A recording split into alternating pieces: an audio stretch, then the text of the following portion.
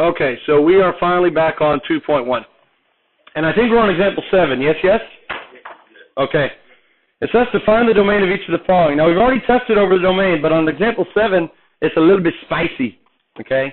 The problems are a little bit accentuated, so I didn't test you over these yet. These might appear on tomorrow's quiz or the next test, okay? So, again, we have the two cases that we're guarding against, division by 0 and square roots, fourth roots, even roots of negative. So, do we have an eventh root in this problem? Yeah, I see a square root, and underneath it is a variable. So, like we have always done, step 1, we take the radicand, and we say it's greater than or equal to 0. And if we solve that, now we get x is greater than or equal to 2. Yes, yes? No problem. That's the demands of the radicand. Now we have also a denominator, right? And so we must consider its demands as well. We're trying to make everybody happy. And so we take what part of the denominator? All of it. The square root of x minus 2. And that plus 1, careful, is outside of the radicand. So this problem's a little bit different in the sense that now the denominator is not exclusively a radical. It's part of a two-term dude. There's a plus 1 down there. Now that's a radical equation. The way that we solve a radical equation or unequation is we separate the terms from the radical. So we isolate the radical, and so that gives us something that looks like that. And then, of course, the magical step in solving a radical equation is to do what to both sides? Square both sides. Now I'm going to put a little asterisk here, 2 of them actually. When you square both sides in Algebra 2, you were told to do something, and we'll review that at the end.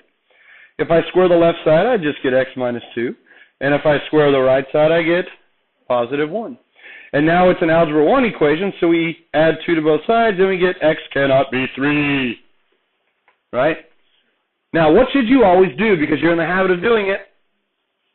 Checking. We're claiming that 3 does not work. Right? That 3 gives us a 0 in the denominator. Let's plug it back into the denominator. Plug in a 3 here. 3 minus 2 is 1. The square root of 1? 1. 1 plus 1? Not 0, right? It's 2. We're trying to avoid zeros in the denominator, not 2's. So, can x actually equal 3? Yeah. This one right here, this x cannot equal 3, if you remember from Algebra 2, it's called? A liar. It's called an extraneous solution. And you might remember, if not, I'll tell you now, whenever you square both sides or you raise both sides to a higher power, you must check for extraneous solutions. Because when you increase the power of a function or an equation, you increase the degree of that function that can have more roots than are actually solutions. So you have to check. All right? Now, you might have been able to pick up on that lie way up here, right? The square root, the positive square root of some x minus 2 shall not be negative 1. When is that ever going to happen? When is it going to equal a negative number? Remember, if the radical's there, you take the indicated root, which is a positive in front. So that's never going to happen. Or you might have even caught it at the first line, right? Pick an x, subtract 2 from it, take the positive square root of it, which is going to be either positive or 0 at the very least, right? Then add 1 to it. When is it going to be 0? Never. So, check for extraneous solutions. When you square both sides, and that's kind of how it's going to show up here right now, if you square both sides, check for extraneous solutions. Okay, that's why the asterisks were there. So it appears that 3 didn't work, but we checked it. It actually does work, so there's no need to exclude it. And therefore, the domain is going to be simply the set of all x such that x is greater than or equal to 2.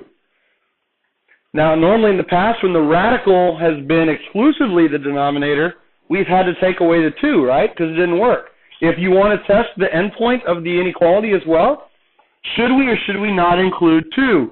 Gee, I don't know. Let's plug it in and see. If you plug a 2 in for x, you get 2 minus 2, which is 0. What's the square root of 0? 0, which if the denominator by itself was the square root of x minus 2, that'd be no good, right? But what's down here now that I add to 0? Plus 1, which we don't get a 0. So when in doubt, check, right? Check the endpoints of your inequality if you want to know whether to include them or not, and check any values that you're tossing out exclusively. That was a good problem. So now we don't want zeros in the denominator? still don't want 0 in the denominator. But now, if I plug in a 2, I do get the square root of 0, but that's not the whole denominator, because now I get 0 plus 1, which is 1. So 2 is allowed. If my problem had just been the following, something like that, took out too much. If that had been the denominator, then could we have included the 2? No, because now we end up with a 0 in the denominator. But that plus 1 kind of means that, hey, 2 is now good. It clears the radical, and now we add 1 to it, so then it clears the denominator. Fun, fun? Fun. Fun, fun, fun. What comes after F? Q. Somewhere way down the line, right? Q of X. Hey, look at that. 6x plus 11 in the numerator. Hello, 6x plus 11. We're going to be working in the denominator. What do we do first? We have a square root of x plus 5. So, whoa. X plus 5 has to be greater than or equal to 0. X has to be greater than or equal to negative 5. Okay. That's the demand of the radicand. And now we take the entire denominator. The square root of x plus 5 minus 2 cannot be 0. Same kind of situation. We want to solve that. So we isolate the radical dude. So we get x plus 5 shall not be positive 2. We square both sides, asterisk, asterisk. And we get x plus 5 equals 2 squared, which is 4. And now if we solve for x, we get x cannot equal negative 1. And we do what with that negative 1 now? We check. And we're only interested in the denominator. We're trying to find the value that causes a 0 in the denominator. We're claiming negative 1 does. Let's try it out. Plug in a negative 1 for x. Negative 1 plus 5 is 4. Square root of 4? 2. 2 take away 2.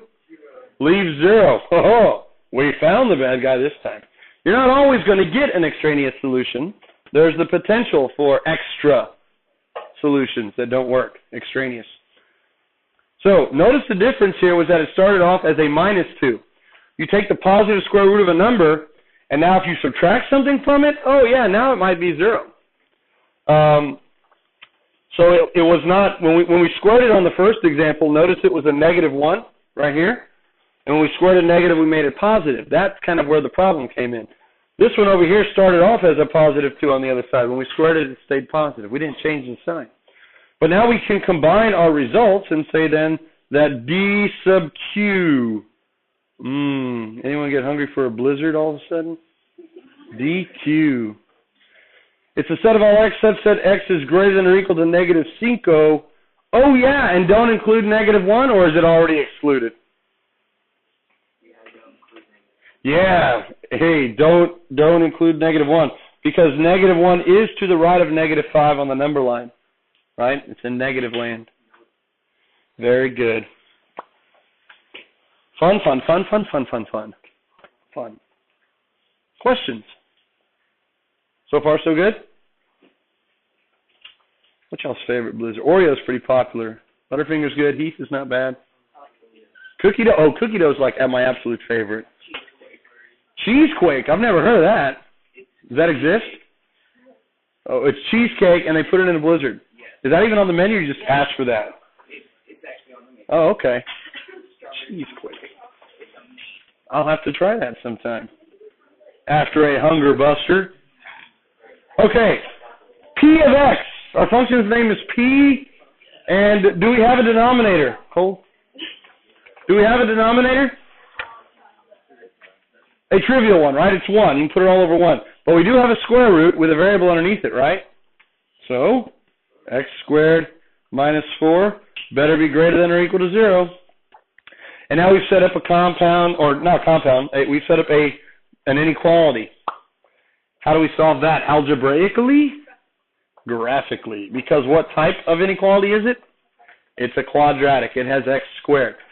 So, the way that I have been teaching you to solve quadratic inequalities is to find the x-intercepts, the zeros, the roots of the function, by first setting it equal to 0. Mrs. Lincoln has factored it in inequality form, and that's fine. But what you don't do then is set each factor greater than or equal to 0. I think I still kind of prefer you to set it equal to 0, and we're thinking about the function then, x squared minus 4. To solve this one, you can either separate the 4 and take the square root of both sides, or you might recognize that it factors to x minus 2x plus 2, and now it's still equal to 0. We get our two roots, 2 and negative 2. Those are the x-intercepts of the graph. So now to graph it, we will put a little xy axis there. Here's negative 2. Here's positive 2. And does the parabola open up or down, being 1x squared minus 4? It opens up. The leading coefficient is positive. So we've done a lot of this. Now, a lot of people are getting to that step. They know it opens up. They're graphing a beautiful parabola. But then they have no idea why we're graphing it. There's the parabola. I'm going to get that checked. But now I'm going to come back over here, and I'm going to say that x is greater than or equal to negative 2, or x is greater than or equal to 2. Which means that they've done what? They've done the taboo thing. They've factored it with the inequality there, and they still have the inequality here, and then they said both of them greater than or equal to 2, and that is just wrong with an R. R-O-N-G, wrong. Okay? Because you can't solve it that way. So, how do we solve it? Well, we return to our inequality, and we look at it, and it's greater than or equal to. And if you're setting it up as a domain, it should always be greater than or equal to. Translating that to the graph, we want to know for what values of x is the graph greater than or equal to 0. Is that above or below the x-axis? Greater than is above. When you're talking vertically, greater than is above. And because it's equal to, we also include the x-intercepts. So remember, the solutions are always going to be either between the x-intercepts or outside of the x-intercepts or between them. Or they could be outside of them. But only one of those four, right? Between, outside of, between, or outside of. Now, in this case, which values do we want? Everything outside of the x-intercepts or between them? Outside of them. X squared minus 4, yep, outside of. So our domain then, our function's name is P, D sub P. Ooh, that would go well with the hunger buster, a DP. The set of all x such that x is less than or equal to negative 2, or x is greater than or equal to positive 2. This inequality right here are the ones that people are consistently, just some people, they're consistently messing that up. They keep that as greater than or equal to because they're trying to solve that quadratic factored part by setting them both greater than or equal to 0, and that does not work. Okay? All right. That's it. There was no division by 0 to worry about, so that was the answer. That's the domain. So far, so good? Fun, fun, fun, fun, fun, fun, fun. And that means we're on example M. We don't have a denominator again, but we have a radicand under a square root. 4 minus x squared has to be greater than or equal to 0. It's a quadratic again, so what do? Set it equal to 0 so that we can find the x-intercepts of the function 4 minus x squared, which you can already be telling yourself that's a parabola that opens what? Down, parabola down, down, parabola down. Okay? If you want to solve this one by saying 4 equals x squared, if you extract the square roots now, you just have to remember to do what? Plus or minus. Or you could factor again. It doesn't matter. It is factored into 2 minus x, 2 plus x. But from there, we're going to sketch the graph. Very quickly, and you could do this very quickly. Negative 2, positive 2. It opens, we already said parabola, down. So it looks something like that. And again, we return to our inequality, and it's greater than or equal to. So that's above or on. Above or on, so I'm going to shade the part that's above or on. Is it going to be between the x-intercepts or outside of them or between them? It's between them. So the domain of our function M will be the set of all x such that. Now, how do I list in inequality form an AND case, a connected case, a between case? Negative 2, less than or equal to x, less than or equal to 2. Fantastic. That is your compound inequality. It's the only time you use a compound inequality, when it's a connected case. Okay, and they're always less thans or less than or equal to's in there. if you start now on subsequent tests doing the OR case with a compound inequality and your inequalities are all like flipping over, you're going to lose a point. Okay, an OR case would be two separate inequalities. An AND case is one, connected. And that's it. There's your answer. Easy cheesy, lemon squeezy. Do they make those at Dairy Queen? I hope not. A lemon sneezy squeezy blizzard. You might get the sneeze in there for free sometimes. They make them in front of you so you could see. All right. What's that? Put a little zing in there. All right. S. Ooh, a Pop Rocks blizzard. S of t. The function's name is what? S. And the independent variable is t. Okay? So we are trying to avoid division by 0, which might happen. And we're trying to avoid square roots of a negative, which also might happen. So step 1, 3 minus 2d squared has to be greater than or equal to 0. Now in this case, that doesn't really factor very nicely. So if you left it as an inequality, I don't know what you would do. You would maybe bring the 2t squared to the other side, but then you're kind of going in the wrong direction because you can't solve it algebraically. So this is where setting it equal to 0 in the beginning is kind of nice. We have kind of redefined the problem. We know it's a t squared with a negative leading coefficient, so once again, it's parabola down, parabola down. We got to find the x-intercepts. I will now separate the terms. 3 equals 2t squared. Flipping it around and dividing by 2, you get t squared equals 3 halves. Now when I extract the square roots, I do both the plus and the minus.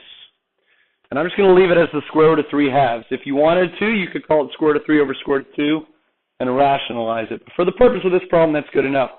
Those are my 2 x-intercepts now to my parabola. So here's the negative one, and here's the positive one. They're symmetrical. And it opens down. We know that. So this should be pretty routine. The parabolas so far have been pretty easy to sketch. And it opens down, so we'll return to our inequality, and again, we're looking for greater than or equal to, which is always going to be above and on. And now in this case, because the parabola opens down, is it between or outside of? Between. So if you look at it from the compound inequality standpoint, this is not necessarily your final answer, because we also have the potential for division by 0, but that would be the demand of the radicand. Any value that's between there would work. But we don't want to divide by 0.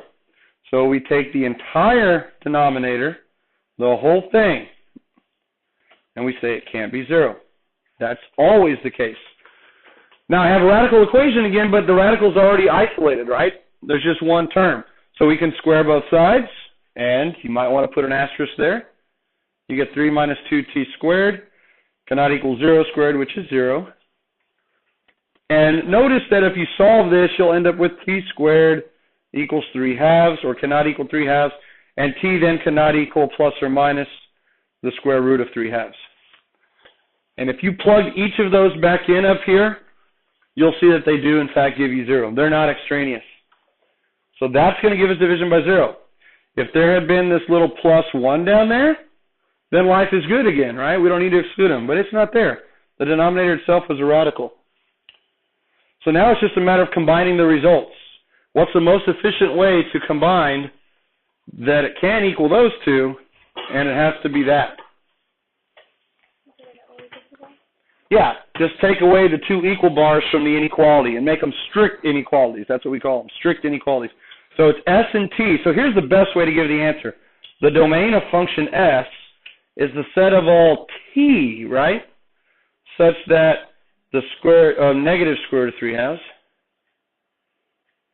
is strictly less than T, which is strictly less than the positive square root of 3 halves. Now, if you're in the habit of putting X there, X would be okay, as long as you have the X there. Because really, set notation, you're defining what that variable is. But typically, we like to keep it with whatever the independent variable was. Okay? But if you just use X and Y's in set notation, you're good every time. You're not going to lose points. Okay. So far, so good?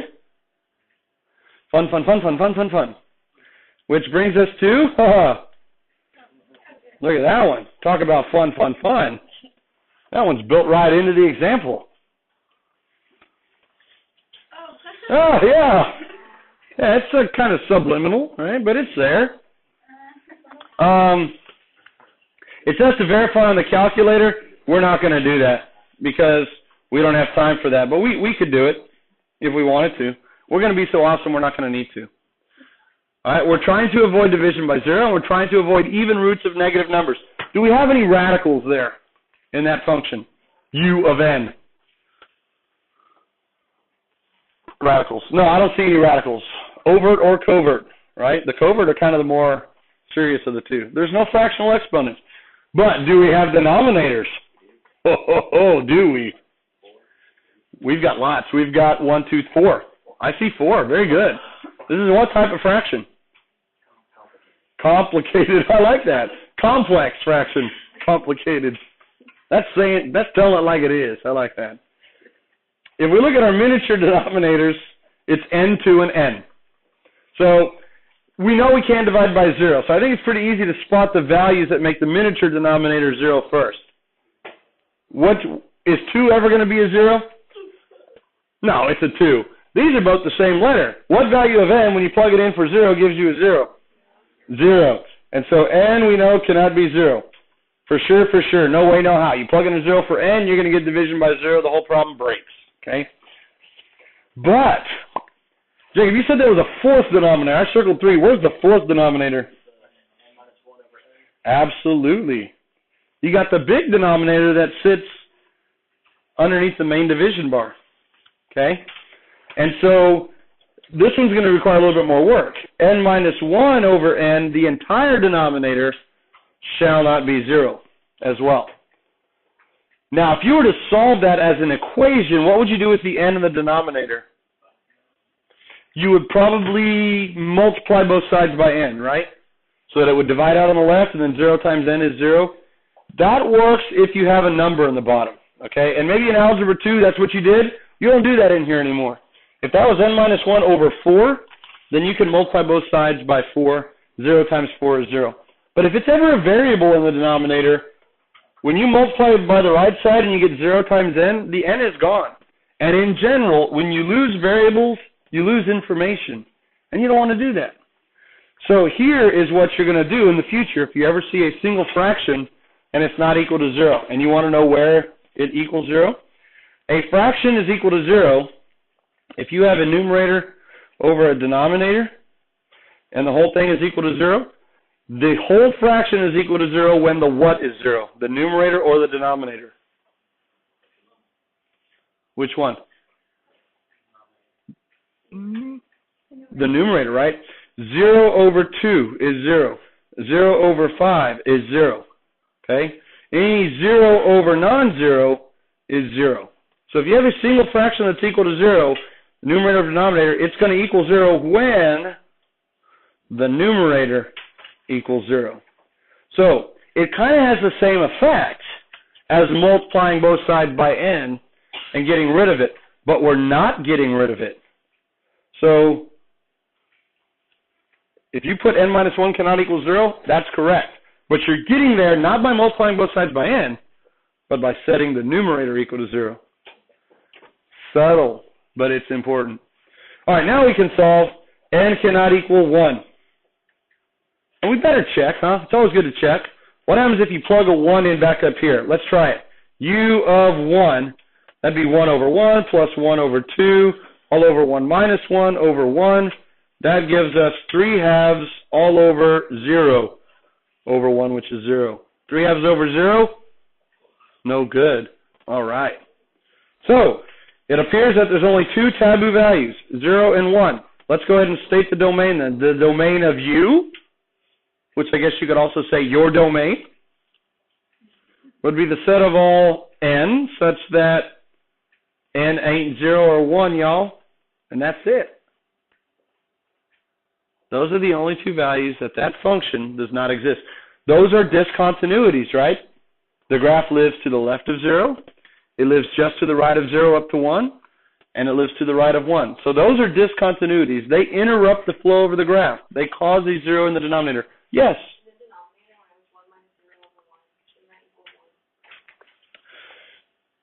Oh, yeah, it should equal. I wrote it wrong because I knew what I wanted the result to be.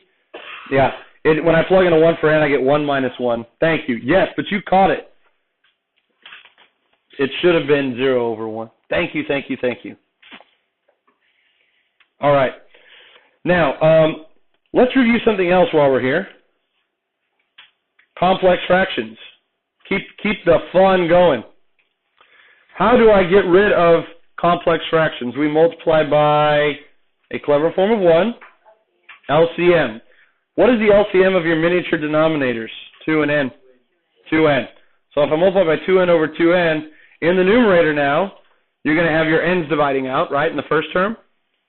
This n here and this n here divide out. So we're left with 1 times 2, which is 2. Plus, if I distribute to the second term, this 2 and that 2 divide out, we're left with 1 times n, which is n.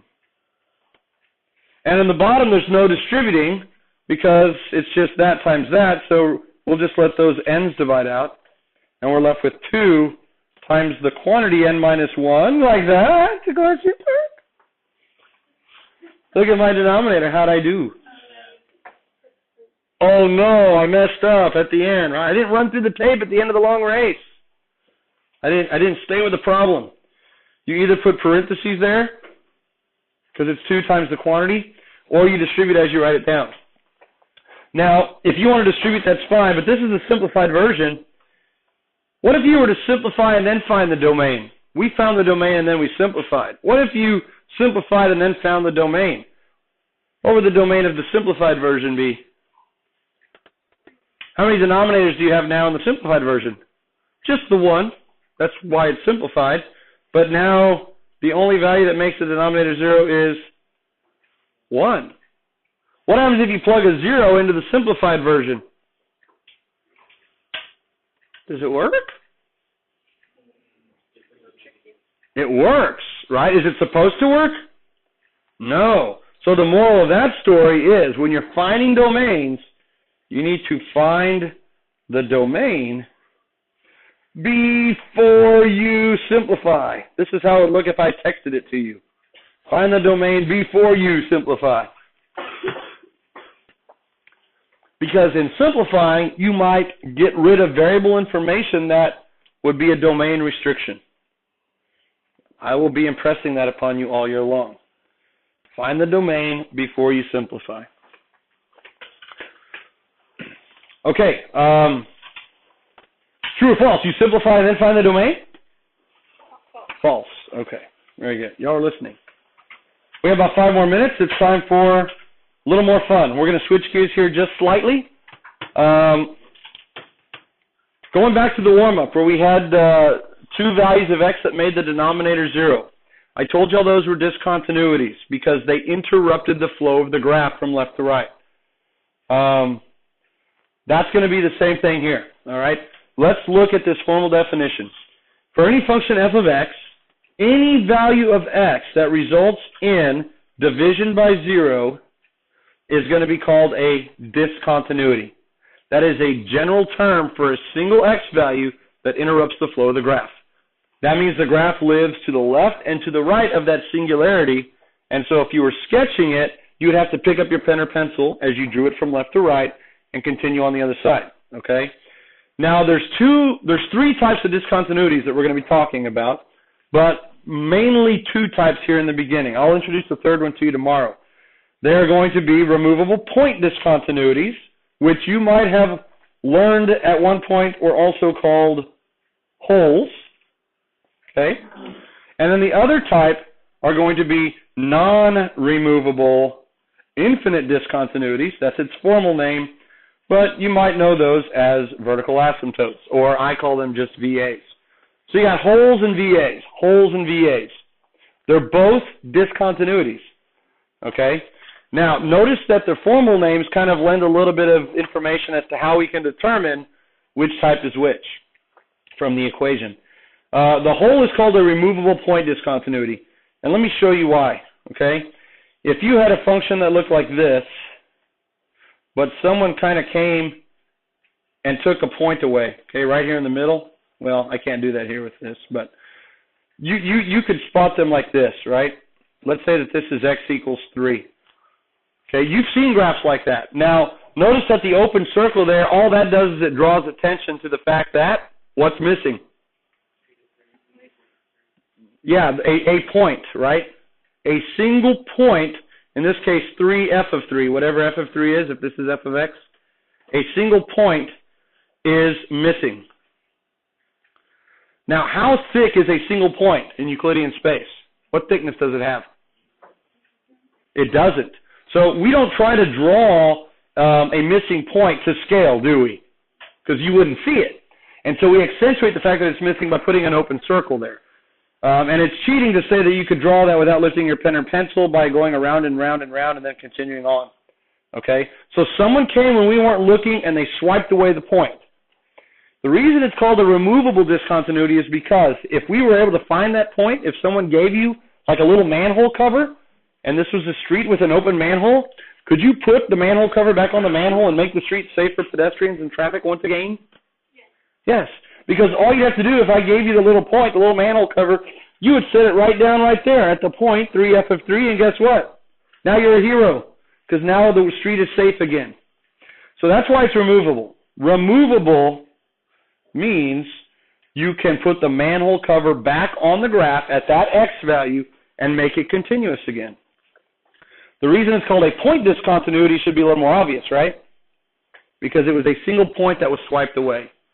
Now, a removable point discontinuity is the formal name. You have to know that, but I don't care if you just refer to it as a whole.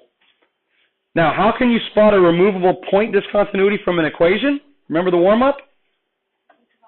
If it divides out, right? If you go back to the warm-up, the factor that you can physically remove from the equation is removable. It's going to be a discontinuity, but because it's removable, it's a whole. That's what type it is. Okay, the other type is a non-removable infinite discontinuity, and those are called vertical asymptotes. Now, vertical asymptotes, you've seen them before. They're like imaginary lines. There are many other types of asymptotes. There are horizontal asymptotes, slant asymptotes, quadratic asymptotes. Only the vertical asymptote is a discontinuity. Only the vertical asymptote is a discontinuity. Because as you draw a graph from left to right, this thing runs north and south. You have to get up and over to the other side to continue drawing it. Now, the reason it's called infinite is obvious, right? Your y values are going to do one of two things as you approach it. They're either going to go down forever to negative infinity, or they're going to go up to positive infinity. So it forces your y values to go up to infinity or down to negative infinity. So that's why it's an infinite discontinuity. Now, it's called a non-removable discontinuity because if I gave you a little manhole cover, could you set it down anywhere on that x value where the VA is at and make those two purple lines connect? No. And even if they were going up on both sides like that, you still could not put a little manhole cover up here somewhere and force those two lines to quit going up and all of a sudden turn into each other. They go up forever. So it's a non-removable infinite discontinuity, and you can refer to it as a VA. And if you notice from the warm-up, the factor that we could not divide out that was non-removable, that's going to be the VA. All right, we'll pick up with example 8 tomorrow. Have a good day.